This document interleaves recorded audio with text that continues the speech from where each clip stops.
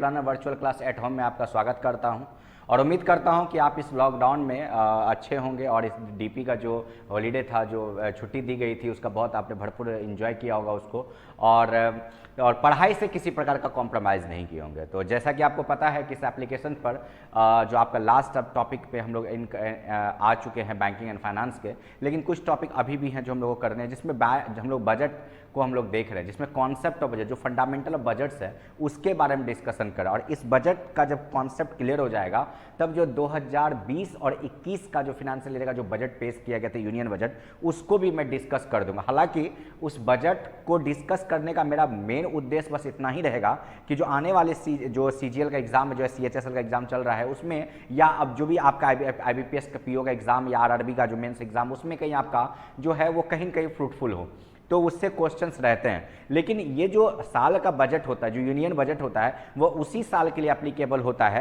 जिस साल उसको पेश किया जाता है, क्योंकि हर साल जो है हमारे इंडिया में जीरो बेस्ड बजट कॉन्सेप्ट है, क्योंकि हर साल एक नए सिरे से हम बजट को पेश करते हैं, इसलिए उसको जीरो बेस्ड बजट बोलते हैं। इसके बारे में हम लोग पढ़ेंगे भी, टेंशन नहीं लीजिएगा। तो जो यूनियन बजट का जो टॉपिक है उसको हम एक स्पेशल वीडियो बना करके डालेंगे, जिसका लेक्चर नंबर नहीं दिया जाएगा, बल्कि वो एक नॉर्मल सा एक टॉपिक होगा और उसको इसी बैच में दिया जाएगा। फिर नेक्स्ट बैच में कोई दूसरा जो नया बजट पेश होगा तो वहां पे दिया जाएगा। तो इस बजट में हम लोग क्या देख रहे थे, कॉन्सेप्ट ऑफ बजट के तहत हम लोगों ने ये देखा कि बजट क्या है, बजट शब्द कहां से आया, हर वो चीजों को देखा कि बजट में इनकम और एक्सपेंडिचर का एस्टिमेटेड जो स्टेटमेंट होता है, वह एक फिनेंशियल ईयर का किसी देश का, जो मैंने एक अनुमानित लेखा, आय और व्यय का क्या होता है, लेखा होता है, जो हमेशा एस्टिमेटेड होता है, बेटा याद रखिएगा। और हमने ये भी बताया कि बजट शब्द जो हमारे संविधान में किस आर्टिकल में मेंशन और किस नाम से, किस शब्दों से हम उसको वर्णित किए हैं। तो ये सारा चीज़ हम लोगों ने एक्सप्लेन किया है। बजट में इनकम क्या होता है, एक्सपेंडिचर क्या है, इनकम के बारे में हमने जाना कि इनकम कितने प्रकार का होता है,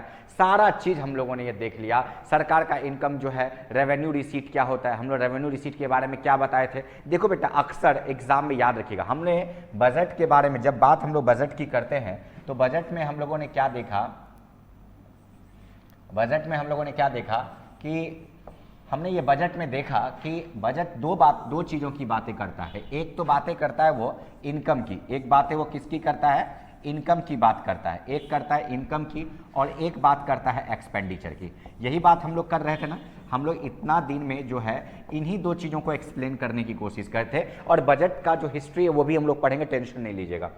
तो ये जो बजट है ये हमारे संविधान में तो अंडर आर्टिकल 112 में किस नाम से है, एनुअल फिनेंशियल स्टेटमेंट के नाम से। किस नाम से है, annual financial statement. Under article 112 में किस नाम से है, एनुअल फिनेंशियल स्टेटमेंट में। और इस बजट में एक एस्टिमेटेड होता है क्या, इनकम और एक्सपेंडिचर का, है ना।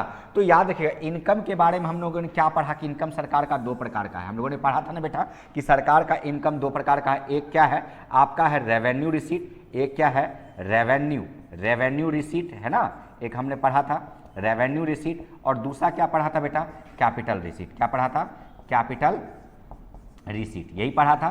तो अब यहाँ पे ये देखिएगा कि हम लोगों ने रेवेन्यू रिसीट में, जब रेवेन्यू रिसीट की बात करते हैं तो रेवेन्यू रिसीट में हमने क्या देखा था बेटा जी कि रेवेन्यू रिसीट को भी हम लोगों ने 2 भागों में बांटा था। रेवेन्यू रिसीट का मतलब क्या था कि सरकार के इनकम का एक ऐसा सोर्स, सरकार के इनकम का एक ऐसा सोर्स जिस इनकम को करने के लिए किसी प्रकार का एसेट्स लूज करने की जरूरत ना पड़े। मतलब उसको एसेट्स लूज नहीं करना, लेकिन फिर भी इनकम वो आता रहे, मतलब रेगुलर बेसिस पर उसको इनकम क्या हो, आता रहे, किसी प्रकार का उसको एसेट्स लूज करने की जरूरत नहीं है। मैंने ऐसे इनकम, जिस इनकम को करने के लिए सरकार को किसी प्रकार का एसेट्स लूज करने की जरूरत नहीं है, ऐसे रिसीट को हम क्या बोलेंगे, रेवेन्यू रिसीट, मैंने बताया था। और कैपिटल रिसीट क्या होगा बेटा, कैपिटल रिसीट सरकार पूंजी प्राप्तियां, रिसीट का मतलब ही होता है इनकम, प्राप्तियां। तो कैपिटल मतलब क्या, सरकार का इनकम का एक ऐसा सोर्स, समझना बेटा, सरकार के इनकम का एक ऐसा सोर्स जिस इनकम को करने के लिए पहले उसको अपना एसेट्स लूज करना पड़ता हो, पहले इन्वेस्टमेंट का प्रोसेस करना हो, तब जब तक वो एसेट्स लूज नहीं करेगा तब तक वो इनकम जनरेट नहीं कर सकता। जैसे एग्जांपल के तौर पे, जैसे इंटरेस्ट फ्रॉम लोन, जैसे इंटरेस्ट फ्रॉम लोन, मैं क्या बता रहा हूँ, interest from loan, sound mobile का रह गया, चलिए, इंटरेस्ट फ्रॉम लोन, अगर मान लीजिए सरकार जो लोन दे रही, लोन कहीं डिस्पर्स की, लोन डिस्ट्रीब्यूट किया है, तो जब लोन दिया तो इसका मतलब क्या, अपना एसेट्स को लूज किया है।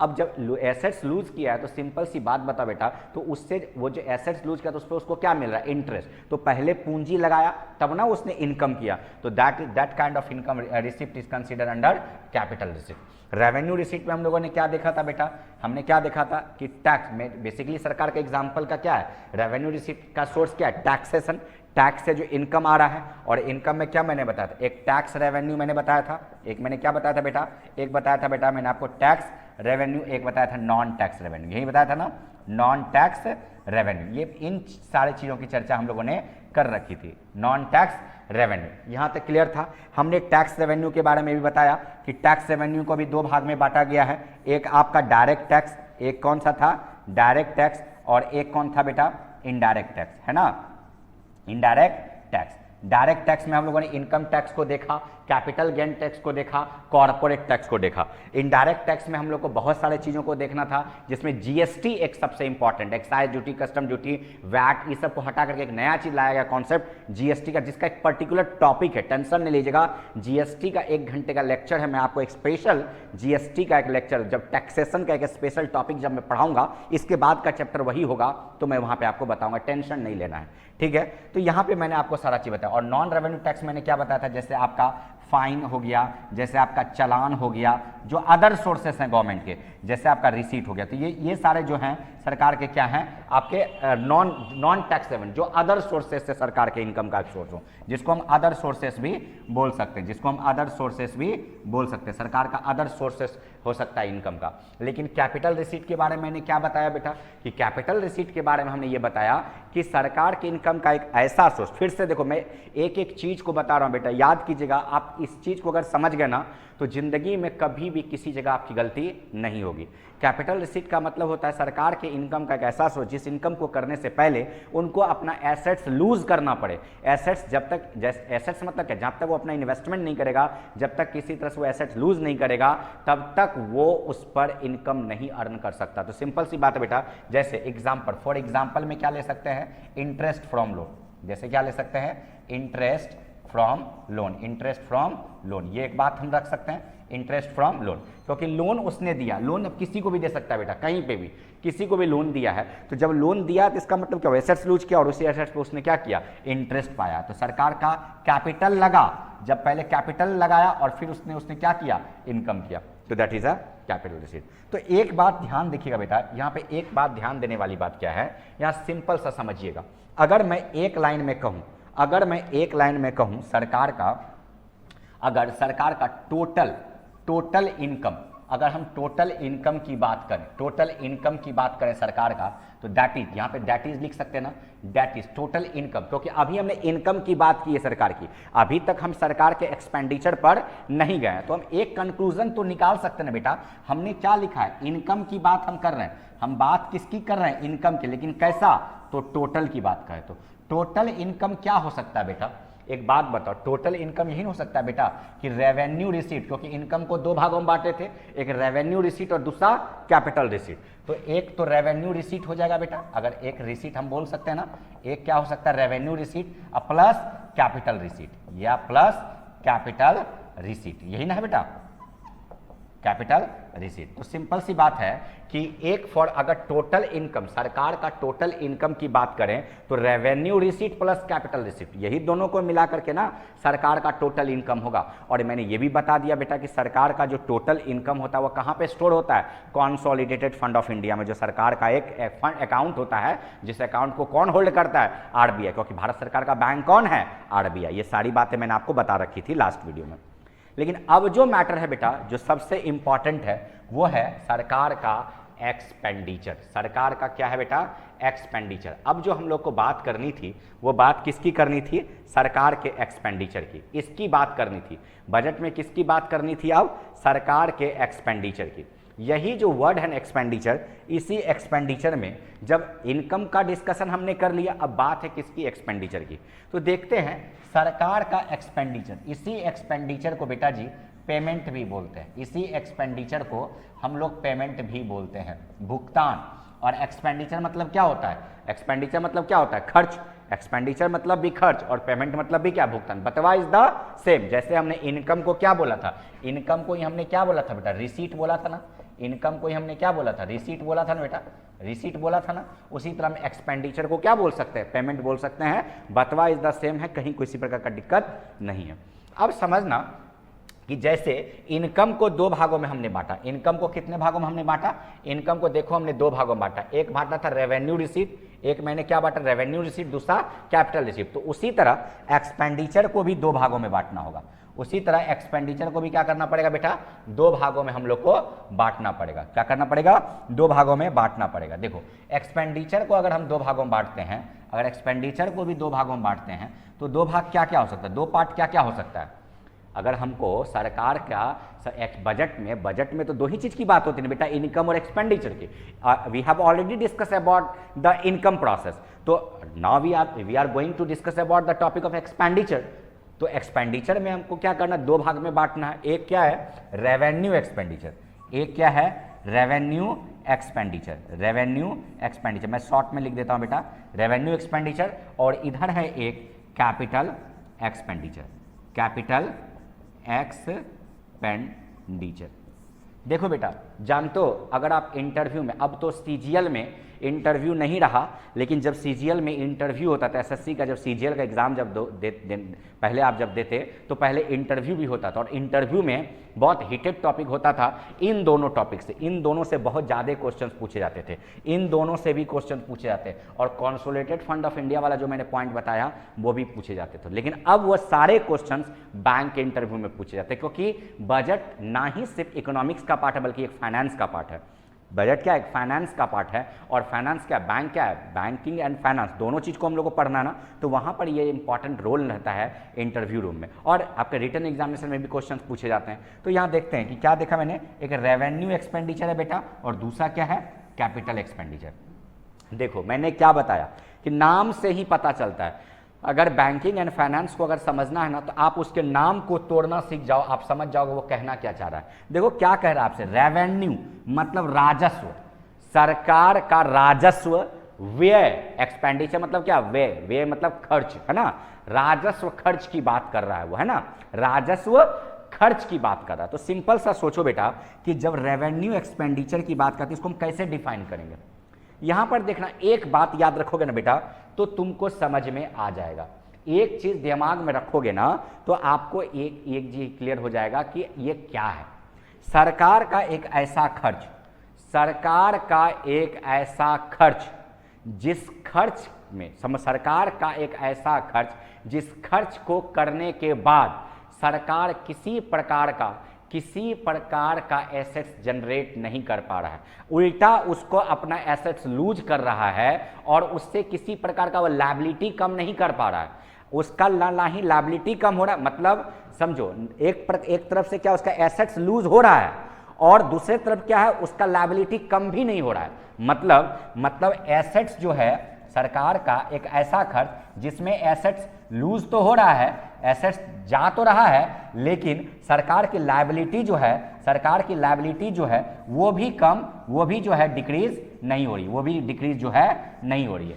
मतलब सरकार का एक ऐसा खर्च जिस खर्च करने के बावजूद भी सरकार को किसी प्रकार का जो है प्रॉफिट नहीं हो रहा। जैसे एग्जाम्पल के तौर पे मैं ले लेता हूं, एग्जाम्पल के तौर पर अगर मैं देखूं तो एग्जाम्पल के तौर पे तुम क्या देख सकते हो, अगर हम रेवेन्यू एक्सपेंडिचर की बात करें एग्जाम्पल के तौर में, मैंने क्या बताया, सरकार का एक ऐसा खर्च जिस खर्च को करने के बाद सरकार को कोई प्रॉफिट नहीं हो रहा है, कोई एसेट जनरेट नहीं, उल्टा एसेट लूज हो रहा है, और एसेट लूज करने के बावजूद भी किसी प्रकार का लायबिलिटी जो है, उसका जो लायबिलिटी, उसके जो कर्ज वर्ज हैं वो कम नहीं हो रहे हैं, इससे उसका कोई फर्क नहीं पड़ रहा, उल्टा ये लॉस का मैटर हो जाता है। तो समझना बेटा कि रेवेन्यू एक्सपेंडिचर है क्या। तो समझना, यहाँ पे एक एग्जाम्पल देके मैं समझाता हूँ। एग्जाम्पल के तौर पर जैसे हम लिख देते हैं सैलरी, जैसे सैलरी। एक बात बताओ बेटा, सैलरी जो गवर्नमेंट दे रही है तो क्या इस सैलरी के देने से सरकार का एसेट्स क्या हो रहा है, लूज हो रहा है ना, सरकार के रेवेन्यू राजस्व में जो इनकम हुआ उसी रेवेन्यू से पैसा जा रहा है ना, खर्च हो रहा है ना, लेकिन क्या वो पैसा वापस मिलेगा, क्या उस पैसे से सरकार अपना कर्ज कम कर पा रही, नहीं ना। उल्टा तो एसेट्स तो लूज हो रहा है, लेकिन क्या उससे सरकार अपना किसी बर्डन को कम कर पा रहा है? नहीं कर पाए। जैसे पेंशन, जैसे क्या बेटा, पेंशन, जैसे क्या है पेंशन। पेंशन क्या है? सरकार का एक रेवेन्यू एक्सपेंडिचर है, सरकार खर्च कर रही, सरकार का एसेट्स लूज हो रहा है, सरकार का एसेट्स लूज हो रहा है, लेकिन फिर भी किसी प्रकार का लायबिलिटी कम नहीं हो रहा है। अब जैसे तीसरा एक लिखो सब्सिडी, जैसे एक एग्जांपल ले लेते हैं सब्सिडी। सब्सिडी आप लोग को क्या लगता है सब्सिडी क्या है? सब्सिडी का मतलब है कि सरकार के द्वारा दी गई एक छूट, सरकार के द्वारा दी गई एक छूट। जैसे एग्जाम्पल के तौर पर अगर हम देखते हैं, जैसे एग्जाम्पल के तौर पर अगर देखा जाए, जैसे एग्जाम्पल हम लेते हैं सब्सिडी का। सपोज मान लीजिए आपको एक गैस, एक एलपीजी गैस जो है, एलपीजी गैस जो है आपको मिला सरकार के द्वारा 800 रुपये पे, ठीक है, 800 रुपये दिया मिला आपको, जिसमें 300 रुपया सरकार ने क्या किया, सब्सिडी के तहत सरकार ने क्या किया, आपको आपके अकाउंट में लौटा दिया। तो एक्चुअल समझो, ये गैस सरकार और आप दोनों मिल करके खरीदे, सरकार को 300 रुपया देना पड़ा और 500 रुपया आपने दिया। 500 रुपया किसने दिया? इंडिविजुअल में। 500 रुपया उस व्यक्ति ने दिया और 300 रुपया सरकार ने दिया। ऐसा नहीं कि गैस की कीमत 500 थी, गैस की कीमत 800 ही पड़ी, तो लेकिन सरकार ने इस सब्सिडी के तौर पर आपको क्या किया, आपको पैसा दिया। तो सिंपल सी बात समझो बेटा, सब्सिडी तो सरकार के लिए एक एक्स्ट्रा बर्डन हो गया ना। सब्सिडी जो है सरकार के लिए क्या है, एक्स्ट्रा बर्डन। इसीलिए बेटा याद रखिएगा, सरकार जब भी सब्सिडी बढ़ाएगी ना, तो ये याद रखिएगा सरकार का ऊपर वो एक बर्डन है, एक्स्ट्रा बर्डन है, क्योंकि सरकार एसेट्स लूज करी है। 300 रुपया सरकार आपको दे रही है, तो क्या सरकार को कोई बेनिफिट थोड़ी हो रहा, उल्टा सरकार के ट्रेजरी से पैसा निकल रहा है, उसको उल्टा कुछ मिल नहीं रहा है, तो ये सरकार के लिए क्या एक्स्ट्रा बर्डन है। तो सब्सिडी हो गया, पेंशन हो गया, सैलरी हो गया, ये क्या है, रेवेन्यू एक्सपेंडिचर। क्या है बेटा, रेवेन्यू एक्सपेंडिचर है। अब तुम बोलोगे कि सर कैपिटल एक्सपेंडिचर क्या है? एक लाइन में तुम्हारा एक सवाल आएगा कि सर रेवेन्यू एक्सपेंडिचर तो हम समझ गए, लेकिन अगर हमको सर कैपिटल एक्सपेंडिचर समझना हो तो हम इस कैपिटल एक्सपेंडिचर को कैसे समझेंगे? अगर हमको इस कैपिटल एक्सपेंडिचर को समझना हो तो कैसे समझेंगे? समझो, कैपिटल का मतलब होता है पूंजी, और एक्सपेंडिचर का मतलब व्यय या खर्च, मतलब पूंजी खर्च, पूंजी व्यय, है ना। तो कैपिटल का मतलब क्या बेटा, सरकार का एक ऐसा खर्च जिस खर्च को करने से सरकार का एसेट्स तो लूज हो रहा हो, सरकार का एक एसेट्स, देखो सरकार के खर्च, जैसे सरकार ने खर्च किया तो उस खर्च से क्या हो रहा ना, वो एक एसेट्स का निर्माण भी हो रहा हो, मतलब एसेट्स सरकार का बन भी रहा हो और उल्टा लायबिलिटीज भी कम हो रहा हो। जैसे सिंपल एग्जांपल समझना, जैसे एग्जांपल के तौर पर कैपिटल एक्सपेंडिचर को हम क्या बोल सकते हैं, सरकार का एक ऐसा खर्च जिस खर्च को करने के बाद सरकार का एसेट्स क्रिएट हो, एसेट्स लूज नहीं हो। यहां पर क्या है, एसेट्स लूज हो रहा है, मतलब खर्च कर रहा है तो उल्टा उसका एसेट्स क्या हो रहा है, रेवेन्यू एक्सपेंडिचर में क्या हो रहा है, कम हो रहा है, और उल्टा कोई लायबिलिटी भी कम नहीं हो रही है, सरकार के ऊपर जो बर्डन है वो कम नहीं, उल्टा बढ़ रहा है। लेकिन कैपिटल एक्सपेंडिचर क्या है, एक ऐसा खर्च है जिस खर्च को करने से सरकार का एसेट का क्रिएशन होता है और लायबिलिटी क्या होती है, कम होती है। जैसे एग्जांपल, जैसे इंफ्रास्ट्रक्चर,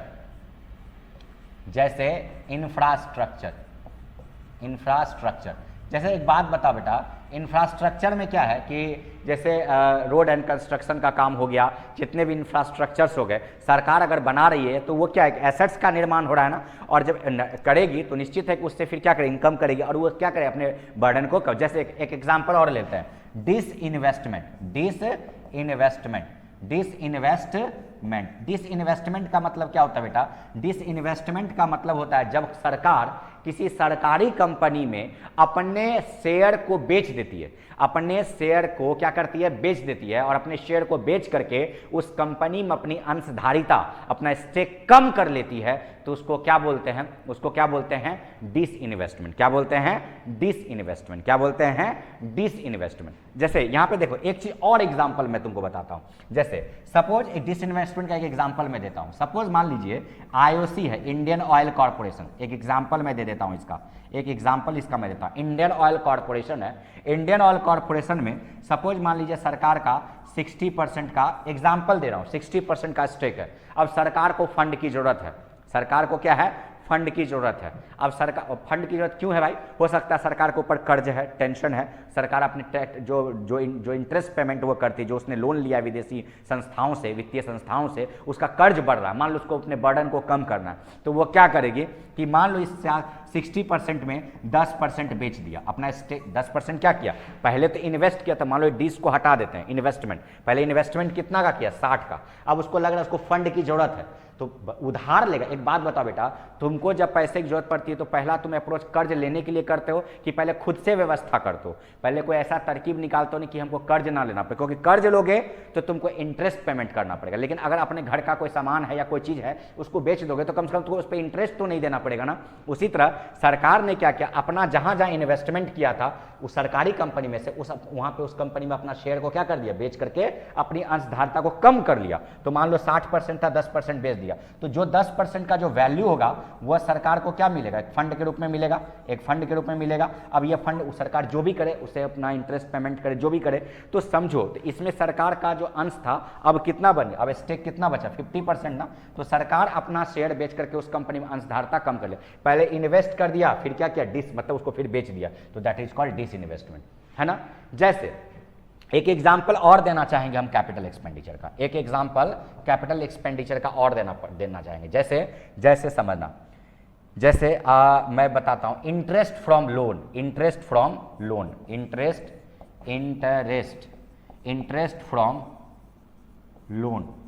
अब ये लोन किसी को दे सकता है बेटा, loan to state, state government को दे सकता है या किसी विदेशी संस्था को दे सकता है। जैसे हम किसी से लेते हैं तो हम भी तो किसी को दे सकते हैं। तो इंटरेस्ट, क्योंकि देखो बेटा अगर उसने लोन दिया है तो निश्चित है कि सरकार ने पहले अपना पूंजी इन्वेस्ट किया और फिर उस पूंजी से क्या किया, इंटरेस्ट पाया। तो यहां पर क्या हुआ, एक एसेट का क्रिएशन हो रहा है ना, एसेट का क्रिएशन हो रहा है ना, वो पैसा से पैसा बना रहा है और ये इंटरेस्ट क्या करेगा, अब ये इंटरेस्ट सरकार को मिला तो हो सकता है इसका कोई यूज भुगतान पेमेंट, इंटरेस्ट पेमेंट जो सरकार का जो कर्ज है उसको चुकाने में कर सकता है, किसी प्रकार का लायबिलिटी को कम करने में वो उसका यूज कर सकता है। अब एक रेवेन्यू एक्सपेंडिचर में भी एक याद आ गया मुझे और एक बेस्ट एग्जांपल, जैसे यहाँ पे देखो कई बार जैसे हमने क्या पढ़ा, सैलरी रेवेन्यू एक्सपेंडिचर का एग्जांपल है, पेंशन है, सब्सिडरी है, लेकिन एक चीज और है बेटा जिसको ग्रांट बोलते हैं। एक एग्जांपल और हो सकता है रेवेन्यू एक्सपेंडिचर का जिसमें हम लोग क्या बोल सकते हैं, ग्रांट। जैसे एक एग्जांपल क्या ले सकते हैं, ग्रांट मतलब होता है अनुदान, ग्रांट टू स्टेट। जैसे मान लो जैसे सरकार ने राज्य सरकार को अनुदान के तौर पर कोई पैसा दिया, तो ग्रांट और लोन में एक अंतर बेटा, अगर सरकार ने ग्रांट दिया है तो ये इसके रेवेन्यू एक्सपेंडिचर में आएगा, क्योंकि सरकार ने अनुदान दिया और अनुदान दे दिया तो फिर आपसे वापस आप नहीं लोगे।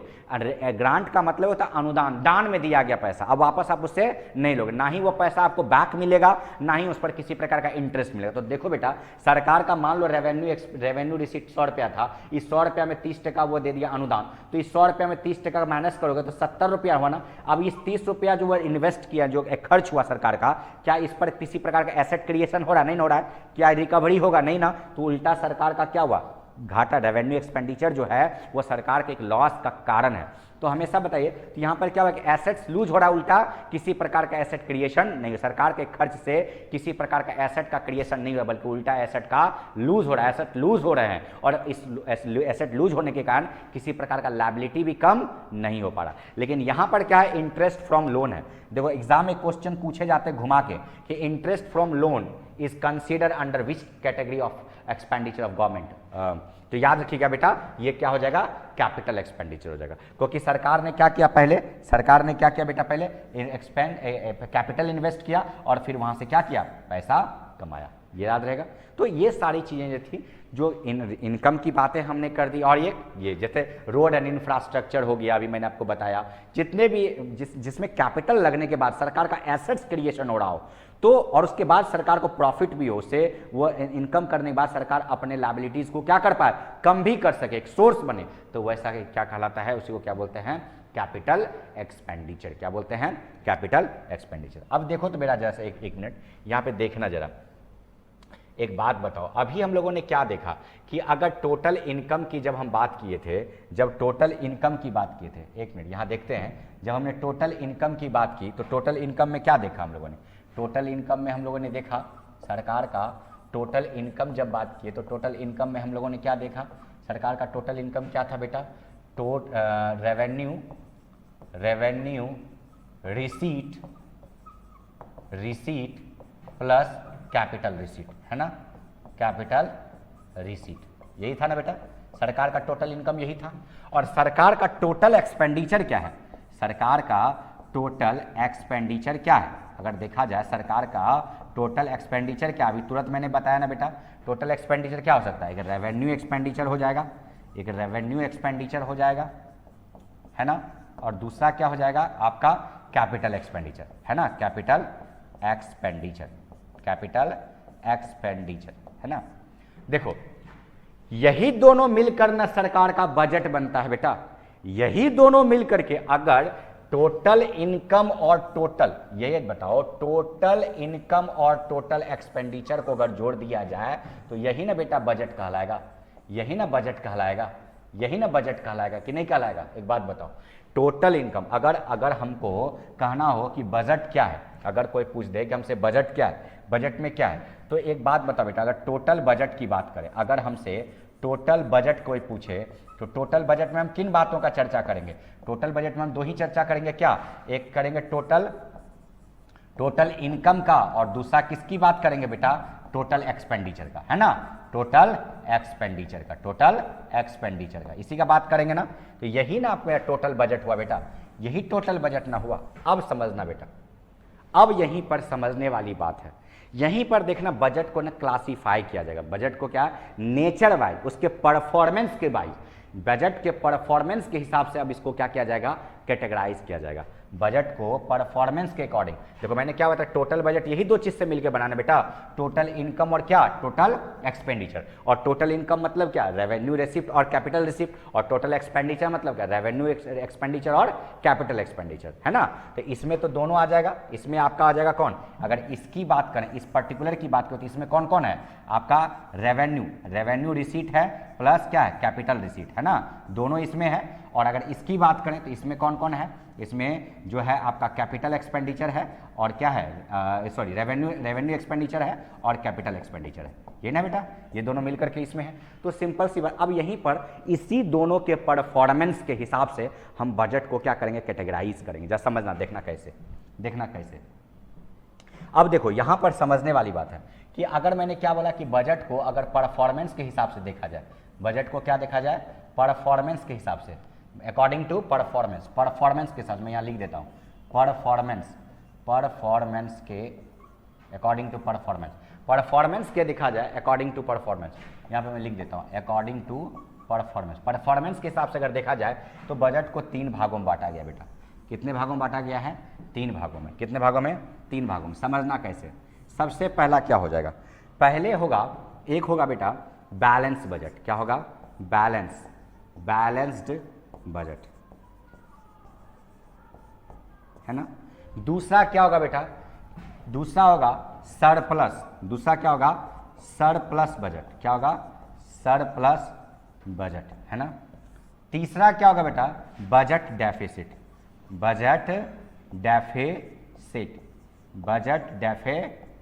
ये क्या होगा, तीसरा क्या होगा, बजट डेफिसिट। समझना, देखो कुछ नहीं है समझने में, तुरंत समझ जाओगे। एग्जाम्पल समझना, इसको मैं बेहतरीन तरीके से समझाने की कोशिश करता हूं क्योंकि बच्चे अक्सर कंफ्यूज करते हैं। ऐसे तो परफॉर्मेंस के हिसाब से बहुत सारे बजट है बेटा, जेंडर बजट होता है, जीरो बेस्ड बजट होता है, तो वो मैं क्लासिफिकेशन और बजट में वो भी बता दूंगा, टेंशन नहीं लीजिएगा। लेकिन बेसिकली आपको 3 चीजों को समझना है पहले, कि बैलेंस बजट क्या होगा, सरप्लस बजट क्या होगा और बजट डेफिसिट क्या होगा, ठीक है ना। तो समझिए जरा सा, अगर मैं बात करूं बैलेंस बजट की, किसकी बात मैं करूं, बैलेंस बजट की। एक बात बताओ बेटा, सरकार का अगर टोटल इनकम, अगर सरकार का टोटल इनकम 100 रुपया, एग्जाम्पल मैं दे रहा हूं, सरकार का टोटल इनकम कितना बेटा, क्योंकि बजट 2 चीजों से मिलकर बनता है, total income plus total expenditure, we have already discuss about that. तो अब यहां पे क्या करना है कि टोटल इनकम, या टोटल इनकम सरकार का कितना है, 100 रुपया, और सरकार का अगर खर्च भी, अगर सरकार का टोटल एक्सपेंडिचर भी 100 रुपया हो जाए, 100 मतलब बचपन में हम लोग को क्या पढ़ाया जाता था कि 5 गो चॉकलेट दिया फिर 5 गो चॉकलेट वापस ले लिया, तो बचा कितना? 0। तो वही बात है, 100 रुपया तुम्हारा इनकम आया और 100 रुपया तुम्हारा खर्च हो गया, तो रिजल्ट मेरा क्या निकला? रिजल्ट मेरा क्या निकला? 0 ना। रिजल्ट मेरा क्या है? 0। इसका मतलब हमारा जो बजट है, क्योंकि बजट दो ही चीज से मिलकर बना है ना बेटा, टोटल इनकम और टोटल एक्सपेंडिचर, यही दो चीज से मिलकर ना बजट बना है। तो अगर हमको परफॉर्मेंस के हिसाब से निकालना है, परफॉर्म मतलब क्या? अगर वो बहुत अच्छा कर रहा है, पॉजिटिव है, प्लस में है, तो वो सरप्लस रहेगा। लेकिन अगर ना ही माधव से लेना, ना ही उधो को देना है, मतलब ना ही मेरे पे बर्डन बना, ना ही मैंने किसी से सरप्लस कमाया, तो क्या हो जाए? मतलब 100 रुपया मैंने कमाया और 100 रुपया ही मेरा खर्च हो गया, तो 0 हो गया। तो ऐसा बजट क्या होता है बेटा? बैलेंस्ड बजट होता है। क्या होता है? Balanced budget. अब समझो बेटा यहीं पर, अब देखो यहां पर क्या है? Surplus budget. क्या है? Surplus budget. सरप्लस बजट में क्या देखना है कि अगर मान लो टोटल इनकम, मैं शॉर्ट में लिख रहा हूं बेटा, टोटल इनकम, अगर टोटल इनकम मान लो सरकार का 100 रुपया, तो अब टोटल एक्सपेंडिचर की बात करो, अगर सरकार ने कमाया 100 रुपया, सरकार का टोटल इनकम कितना रुपए का हुआ? 100 रुपए का। टोटल इनकम कितना का हुआ? 100 रुपए। कितना का? 100 रुपए का। और एक्सपेंडिचर हो गया 80 रुपए का। कितना का? 80 रुपए का। तो एक बात बताओ बेटा, रिजल्ट हमारा क्या निकला? रिजल्ट हमारा क्या? +20। हम 20 रुपया पॉजिटिव में है, प्लस में है, तो ये हमारे लिए क्या? सरप्लस। नाम से ही पता चल जा रहा है। देखो मैंने क्या बोला था, बैंकिंग एंड फाइनेंस की दुनिया बहुत इजी है, अगर आप उसके वर्ड को तोड़ना सीख जाओगे ना, तो ये आपको पता चलेगा वो कहना क्या चाह रहा है। ठीक है, तो सरप्लस नहीं बोलता है कि ये सरप्लस इनकम है मेरा, मतलब जितना सरप्लस अमाउंट है, मतलब जहां तुमने इन्वेस्ट किया 100 रुपया तुम किसी चीज में लगाया और तुमको 120 रुपया मिल गया, तो 20 रुपया तुम्हारा क्या है? सरप्लस है। तो ये बजट कैसा कहलाए बेटा? Surplus budget. लेकिन यहीं पर समझना ये बहुत इंपॉर्टेंट है, अगर देखा जाए बेटा तो बैलेंस बजट को किसी भाग में कैटेगराइज नहीं किया गया, सरप्लस बजट को कैटेगराइज नहीं किया, लेकिन चूंकि बैलेंस यहां बजट डेफिसिट का केस हो जाता है, परफॉर्मेंस के हिसाब से बजट डेफिसिट में चला जा रहा है, तो यहां पर कैटेगराइजेशन होगा, जो कि आपको समझना होगा, क्योंकि ये सबसे टफ टॉपिक है, इसी को समझना है आपको पूरे बजट में। क्या है कि अगर सरकार का टोटल इनकम, समझना बेटा, सरकार का टोटल इनकम अगर कितना है? 100 रुपये। कितना इनकम है? 100 रुपये। मैं 100 का बेस वैल्यू मान के आपको समझा रहा हूं। ठीक है, बचपन में पढ़ते थे माना कि मूलधन 100 रुपया, तो यहां पे समझना है माना कि सरकार का इनकम 100 रुपया, तो टोटल इनकम कितना? 100 रुपया। लेकिन सरकार का खर्च जो है ना बेटा, वो हो गया 120 रुपया। सरकार ने कमाया, सरकार का इनकम जो है वो था 100 रुपया, लेकिन खर्च हो गया 120 रुपया। लेकिन एक बात बताओ, अगर 120 रुपया खर्च हुआ है, सरकार तुम्हारा 100 रुपये पॉकेट में था, लेकिन तुमने खर्च किया 120 रुपये, 120 रुपये का सामान तुम कहीं से खरीद के लाए हो घर में, तो निश्चित सी दो बातें तय हैं।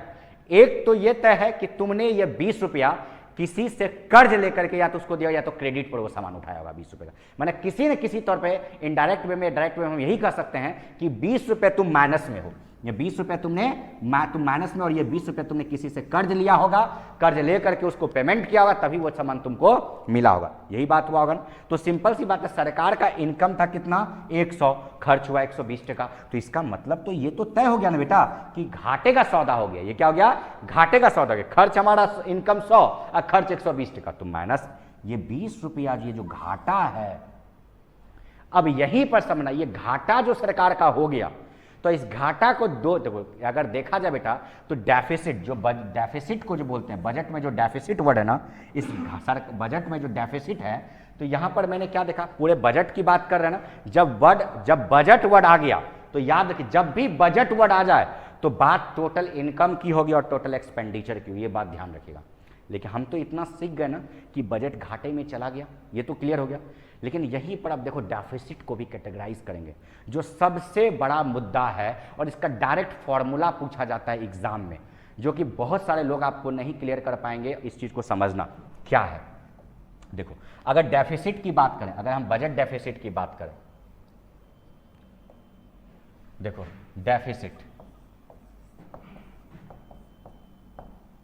डेफिसिट ऑफ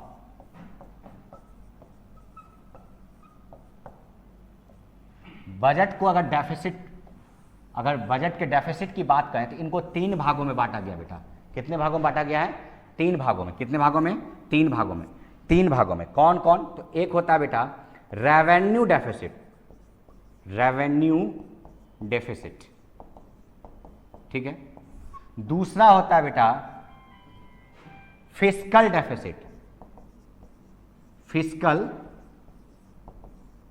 डेफिसिट, और तीसरा होता है बेटा प्राइमरी डेफिसिट। क्या होता है? Primary deficit. यही तीन है, अगर इस तीन को समझ गए तो पूरा बजट का खेल समझ गए। समझना, सरकार का तीन है, जो क्या बात करना था हम लोग को, डेफिसिट कितना, कौन कौन डेफिसिट को कितने भाग में कैटेगराइज किया गया है, रेवेन्यू डेफिसिट, फिस्कल डेफिसिट और प्राइमरी डेफिसिट। ये तीन चीज को समझना है। तो इसको थोड़ा सा हम लोग होल्ड करते, जितना मैंने पहले पॉइंट बताया है पहले उसको एनालाइज करने का सोचो। एक बात तुमको दिमाग में खटक रहा होगा कि सर ने किसी चीज़ का डेफिनेशन नहीं बताया। मैंने पहले ही बताया था कि मैं एक कॉन्सेप्ट दे रहा हूँ, मैं कोई ये क्लास ऑफलाइन क्लास नहीं बेटा कि मैं आपको यहाँ पे लिखवाऊँ। अगर मैं लिखवाऊँगा भी तो आपको कोई फ़ायदा नहीं। हालांकि मैं इसका PDF आपको दे दूँगा, ठीक है, जिसमें आपको वो सारा कॉन्सेप्ट रहेगा, लेकिन फिर भी मैं चाहूँगा कि आप मेरे लेक्चर को आप सुनिए, क्योंकि PDF देने से क्या होगा ना कि आप अपनी मेहनत करने से कतराओगे, आपको बना बनाया चीज़ मिले। आप सोचो कि आप ऑफलाइन क्लास में हो, मैं बोल रहा हूँ, आप सुन रहे हो और आपको लिखना है।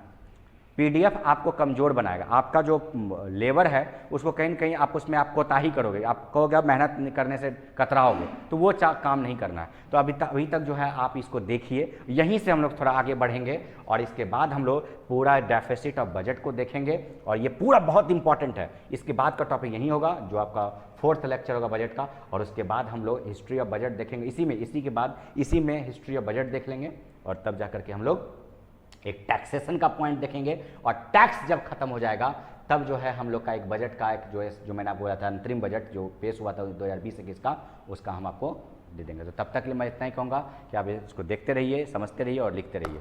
धन्यवाद।